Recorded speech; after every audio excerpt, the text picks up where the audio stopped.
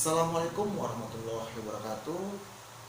Berjumpa lagi dengan saya, Pebi Ramadan Damani. Selamat pagi untuk anak-anak semuanya. Apa kabar kalian? Sehat pastinya kan? Saya hanya ingin menyampaikan sebelum masuk materi, tetaplah berada di rumah, tetaplah jaga kesehatan kalian. Serajinlah berolahraga, jangan bermalas-malasan. Tetaplah belajar dan mengikuti materi-materi yang diberikan guru-guru kalian. Untuk apa? Untuk memperluas wawasan kalian, agar tidak mati pola pemikir kalian, agar tidak tidur pemikiran kalian. Oke, di sini saya akan menyampaikan beberapa materi yang akan saya bahas. Yang pertama adalah materi Trigatra, yang kedua Pancagatra. Di sini yang saya wajibkan adalah kalian memahami apa itu Trigatra dan Pancagatra. Ketika saya tanya, kalian harus bisa apa itu Trigatra dan Pancagatra. Oke, masuk ke materi. Assalamualaikum warahmatullahi wabarakatuh.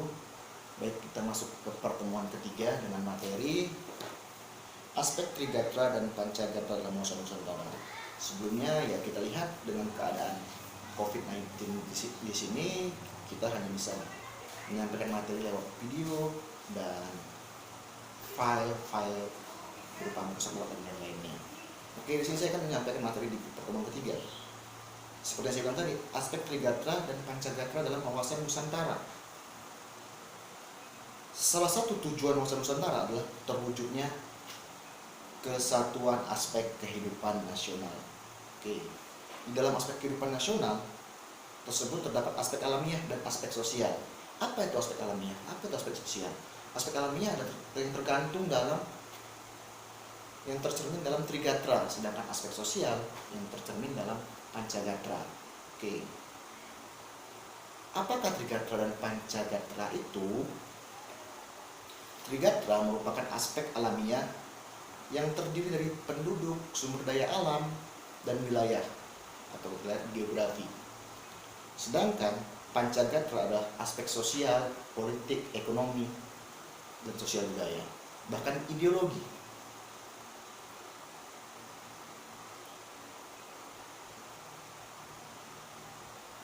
Namun sebelum bahas lebih lanjut materi tentang aspek Trigatra dan Pancagatra ini, kita lihat dulu bagaimana perkembangan di Indonesia ini. Kalian sudah belajar tentang tujuan wawasan Nusantara kemarin kan? Kita lihat, kalian harus bisa melihat bagaimana pandangan kalian dalam melihat negara ini. Dengan kondisi yang seperti ini, kalian harus mampu lebih aktif lagi dalam mencari berita, ataupun kalian lebih aktif dalam melihat situasi dan keadaan setempat. Ya, sebelum kita masuk ke materi, saya mau hanya menyampaikan, pahamilah tujuan wawasan Nusantara tersebut.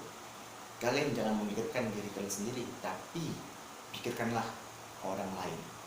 Itulah tujuan dari wawasan Nusantara yang terkandung dalam materi sebelumnya.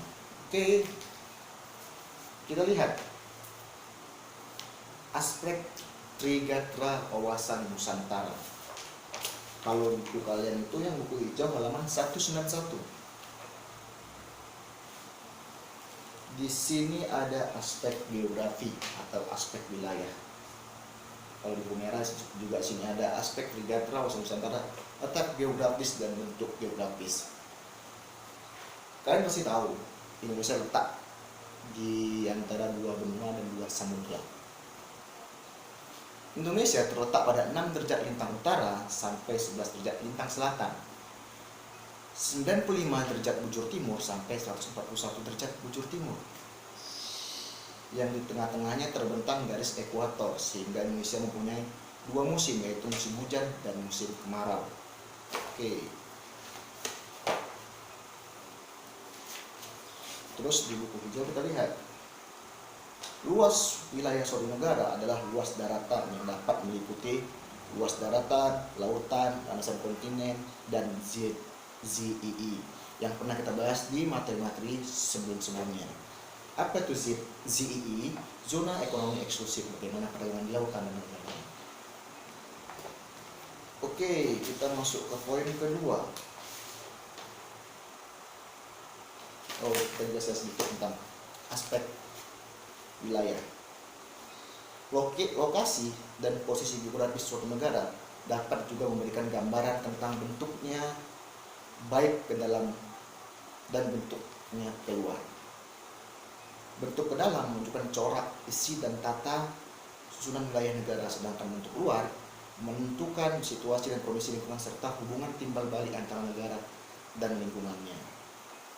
Kita lihat di sini, misal bentuk negara baik ke dalam maupun keluar dalam pengertian geografis selain bermakna sebagai wadah dan ruang hidup bagi bangsa yang mendiaminya, sekaligus mempengaruhi wujud dan kehidupan bangsanya. Namun sebaliknya, kehidupan bangsa dapat mempengaruhi lingkungannya. Maksudnya apa, Pak? Maksudnya kehidupan bangsa dapat mempengaruhi lingkungannya. Kita lihat saat ini dengan kondisi yang seperti ini, COVID-19, bangsa kita lagi berdiam diri di rumah, mengisolasi diri di rumah, nggak keluar. Bagaimana lingkungannya? Terjaga, aman, bahkan dia lebih asri, lebih terhindar dari banyak polusi. Coba kemarin sebelum terjadi wabah COVID-19, bagaimana dengan keadaan alam kita, lingkungan kita, semrawut, amburadul, dan lain sebagainya. Itulah makanya maksudnya di sini adalah tadi kehidupan bangsa dapat mempengaruhi lingkungannya. Bagaimana pola kehidupan kita, pola kehidupan warga negara Indonesia dapat menghancurkan lingkungannya. Haruslah kita jaga lingkungan kita. Udah kalian pelajari tentang ini, bagaimana pandangan kalian ke lingkungan? Apakah kalian mau berbuat sembarangan di lingkungan? Contohnya ya, untuk seusia kalian, anak SMA, kalian lihat kalian menaiki kereta knalpot bodong. Kalian knalpot bodong tuh mencemarkan lingkungan, suaranya yang berisik, bahkan polusinya. Oke, itu kalian cermatin. Bagaimana itu kalian hanya mementingkan diri kalian sendiri, nggak melihat keadaan orang lain yang mendengar, bahkan merasakan asap knalpot kalian. Itu kalian pahami. Oke, lanjut ke di buku merah, keadaan dan kemampuan penduduk. Penduduk ialah semua orang yang menempati suatu daerah tertentu. Kemampuan penduduk yang tidak seimbang dengan pertumbuhan penduduk dapat menimbulkan ancaman-ancaman terhadap pertahanan nasional. 3 faktor kependudukan yang sangat berpengaruh. Yang pertama, kelahiran. Yang kedua, kematian. Yang ketiga, perpindahan. Kelahiran, natalitas, kematian, mortalitas. Kenapa kita lihat di sini faktor kependudukan yang sangat berpengaruh terhadap pertahanan nasional dan menimbulkan ancaman-ancaman? Kita lihat banyaknya, misal kalau kelahiran, banyaknya orang yang berkata belum waktunya untuk mempunyai anak, mereka sudah mempunyai anak. Dan itu apa? Meningkatkan angka kelahiran yang banyak. Sedangkan kondisi perekonomian, kondisi keadaan orang tuanya itu belum mampu untuk menyanggupin kebutuhan si anak. Apa ancamannya, Pak? Ancamannya anak itu bakal sengsara, anak itu bakal diterlantarkannya, bahkan anak itu ada yang dibunuhnya, bahkan dibuangnya. Itulah makanya sekarang kita lihat pandai-pandailah memikirkan kondisi ke depan itu. Oke, kematian, angka kematian yang sangat berpengaruh. Lihat, banyaknya orang yang ekonominya kurang, pasti banyak yang membunuh. Tingginya angka kematian di Indonesia, orang yang kekurangan uang, kurang ini, semua mau membunuh.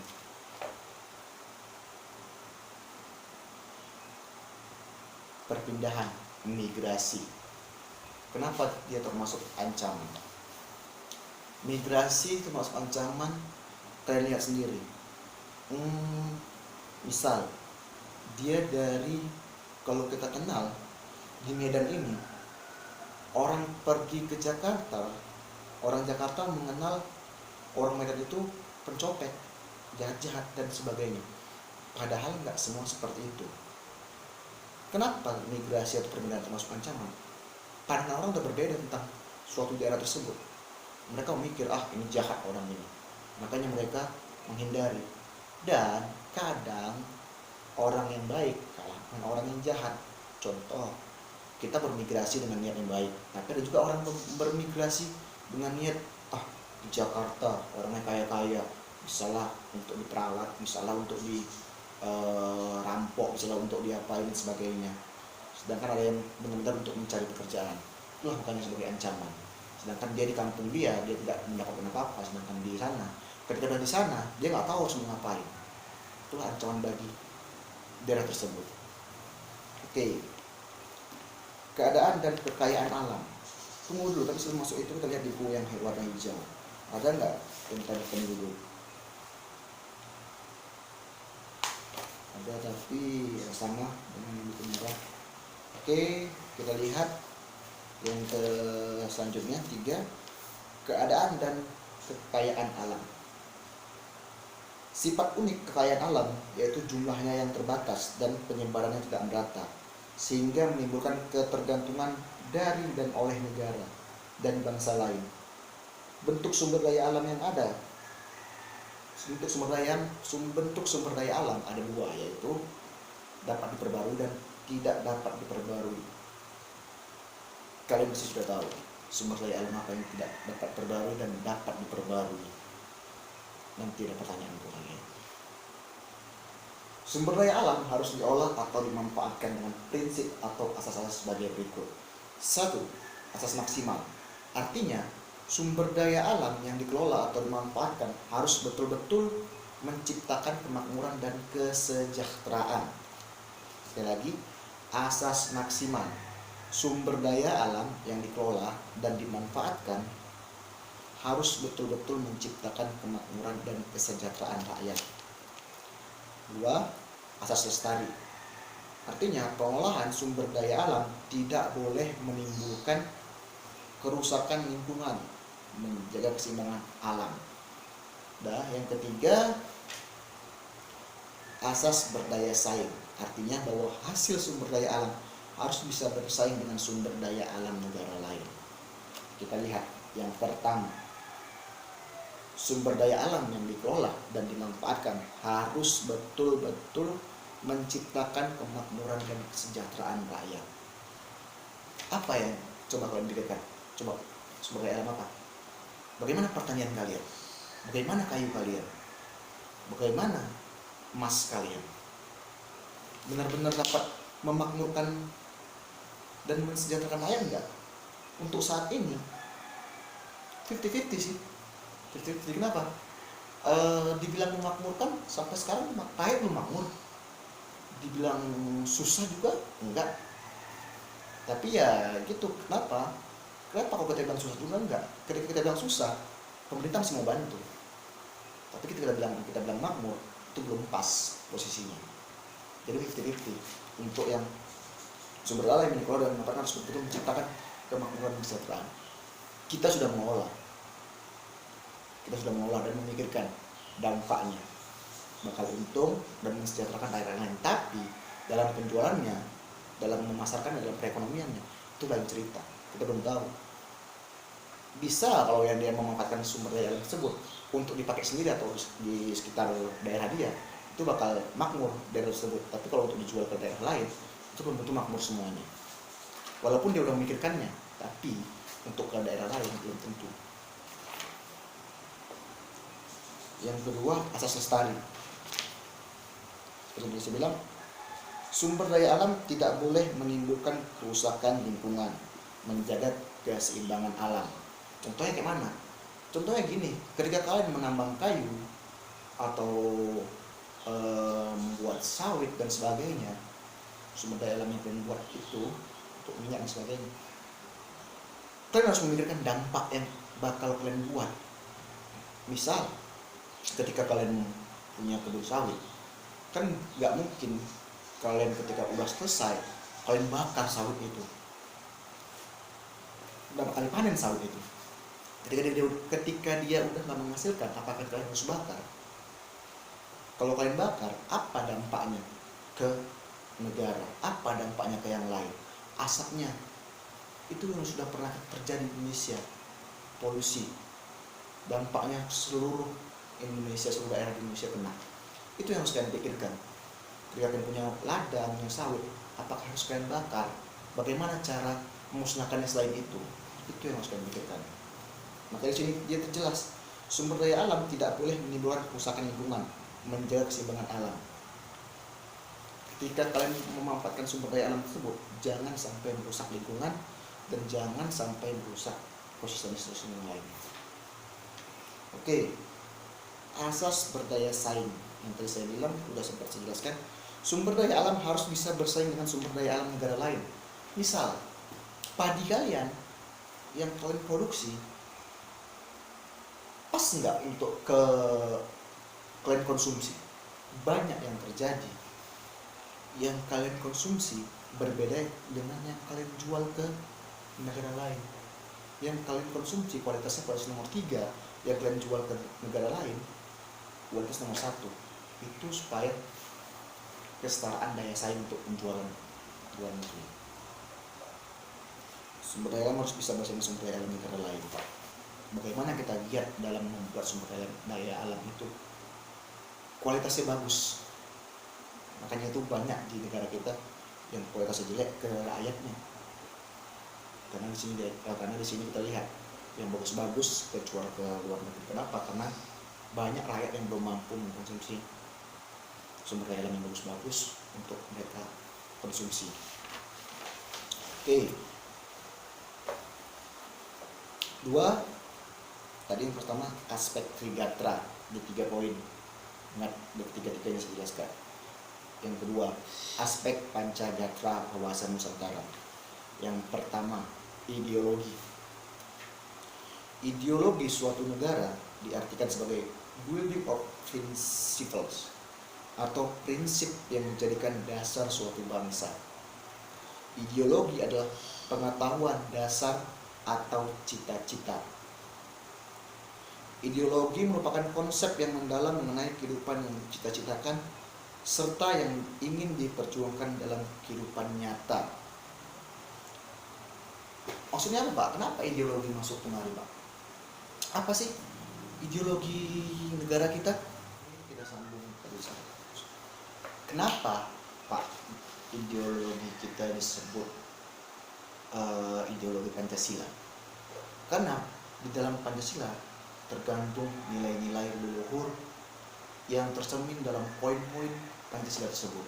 Contoh nilai-nilai tersebut adalah nilai-nilai adat istiadat, nilai moralitas, kebudayaan, dan lain sebagainya.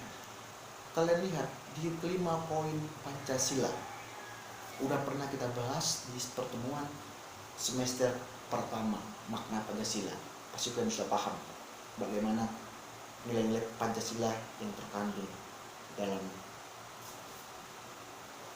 tersebut. Kita lihat ideologi adalah tadi saya bilang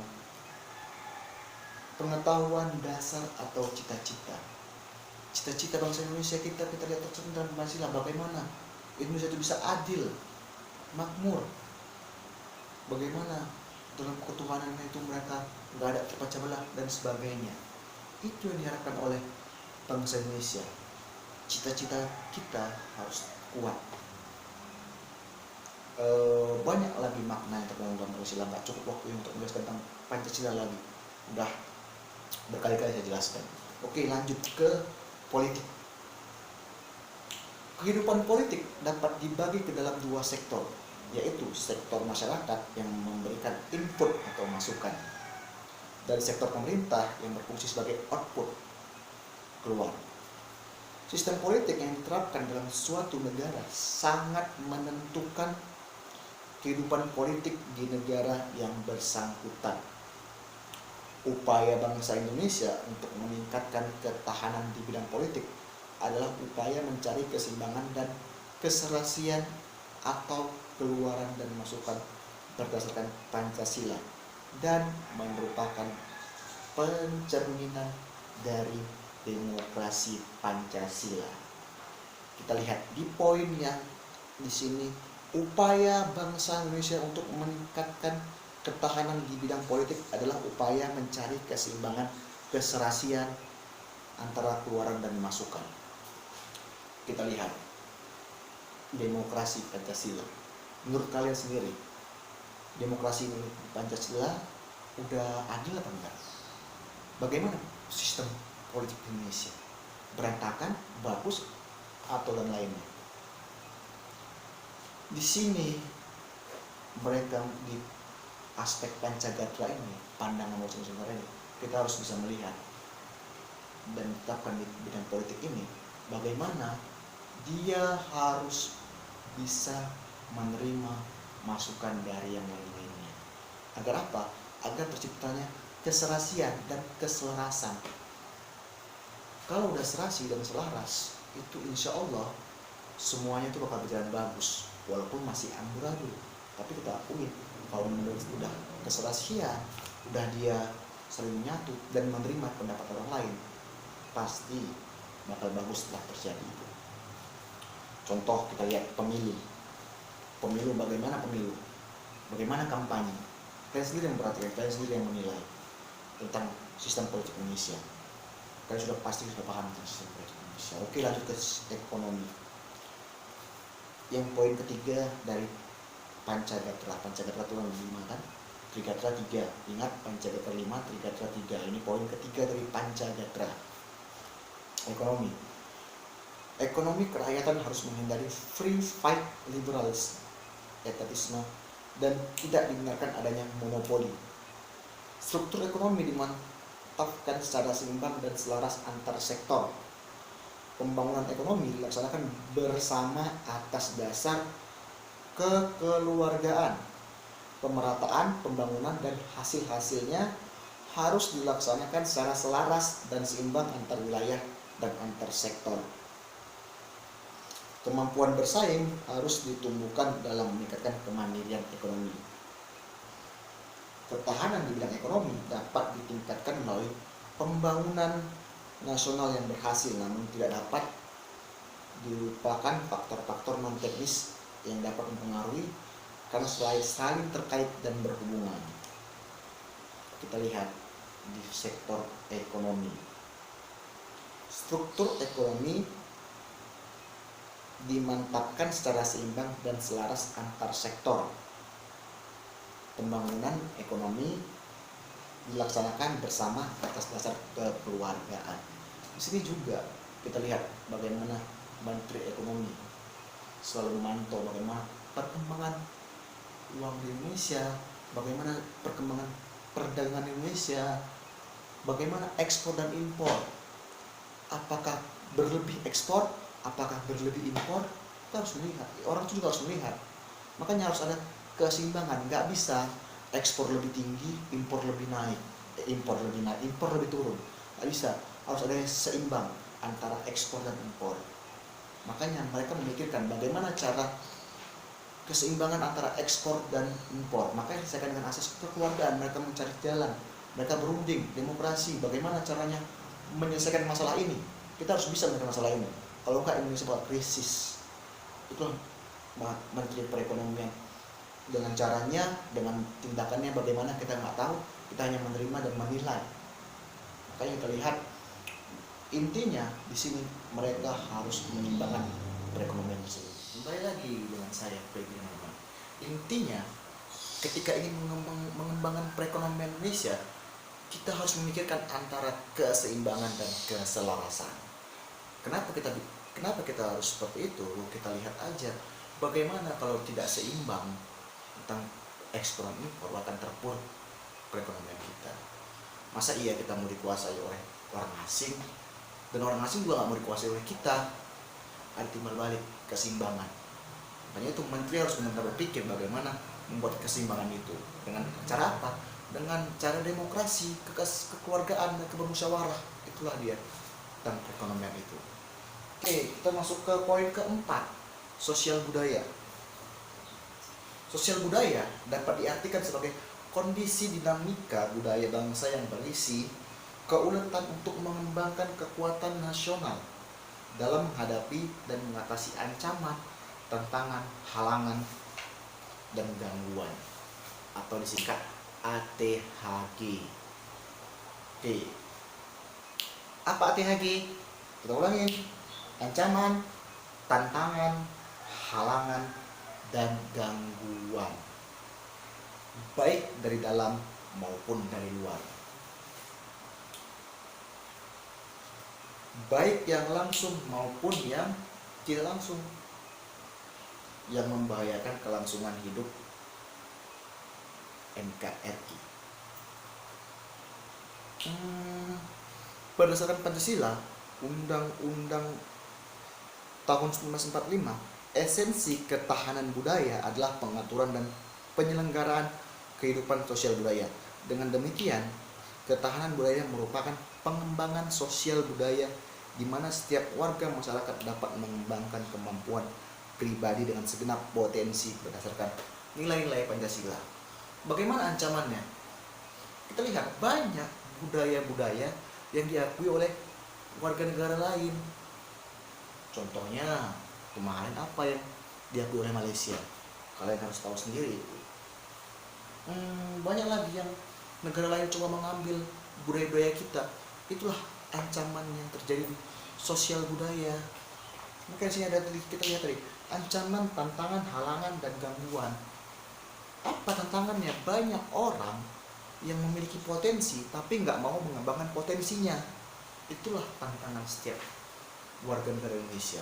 Mereka punya potensi, mereka bisa menari, mereka bisa memasak, mereka bisa apa aja yang bisa membanggakan Indonesia. Tapi mereka tidak mau mengembangkan potensinya. Itulah yang menjadi tantangan bagi negara Indonesia. Bagaimana caranya? Kalianlah generasi penerus bangsa yang membuat bagaimana Indonesia ini berkembang.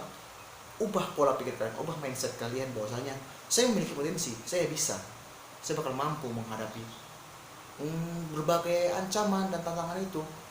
Ancaman itu bakal saya lawan, saya bakal lawan ancaman itu, saya bakal bisa menghadapi ancaman itu.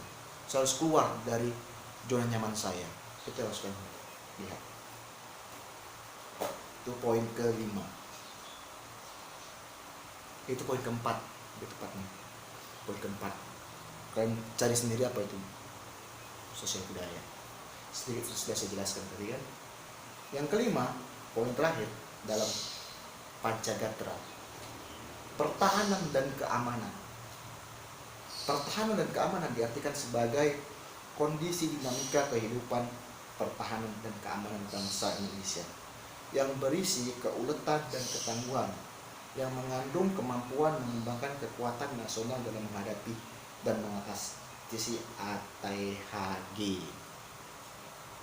Ketahanan di bidang keamanan adalah ketangguhan suatu bangsa dalam upaya bela negara, di mana seluruh Ipolek Sosbud Hankam disusun, dikerahkan secara terpimpin, terintegrasi, terorganisasi untuk menjamin terselenggaranya sistem ketahanan nasional. Di poin ini, pertahanan dan keamanan, bagaimana pemerintah mempertahankan budaya yang ada, ekonominya, politiknya, bahkan ideologinya. Bagaimana mereka mempertahankannya, dan di sini juga mereka memperkuat keamanannya dengan cara apa? Dengan cara pasal-pasalnya, undang-undangnya. Ketika dia melanggar, apa yang dikenakan, sanksi apa yang dikenakan untuk si pelanggar. Itulah keamanannya yang diatur dalam undang-undang dan ada di dalam poin-poin Pancasila. Sinilah dia pertahanan dan keamanan. Sampai sini cukup paham anak sekalian? Oke, kita lihat ada namanya hubungan antar gatra. Apa maksud hubungan antar gatra? Antara Trigatra dan Pancagatra.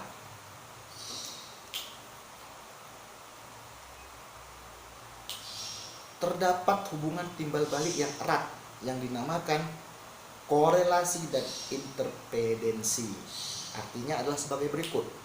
Ketahanan nasional pada hakikatnya bergantung kepada kemampuan bangsa dan negara dalam mendayagunakan secara optimal gatra ilmiah atau Trigatra sebagai modal dasar untuk penciptaan kondisi dinamis yang merupakan kekuatan dalam penyelenggaraan kehidupan nasional atau Pancagatra. Apa tadi Trigatra, apa tadi Pancagatra? Kalian harus paham gitu.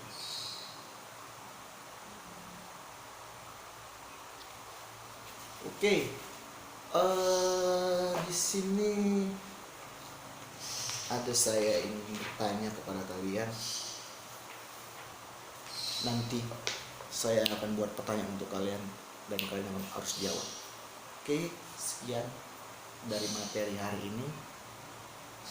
Ditunggu pertanyaan dari materi yang saya sampaikan hari ini. Sekian dan terima kasih. Assalamualaikum warahmatullahi wabarakatuh.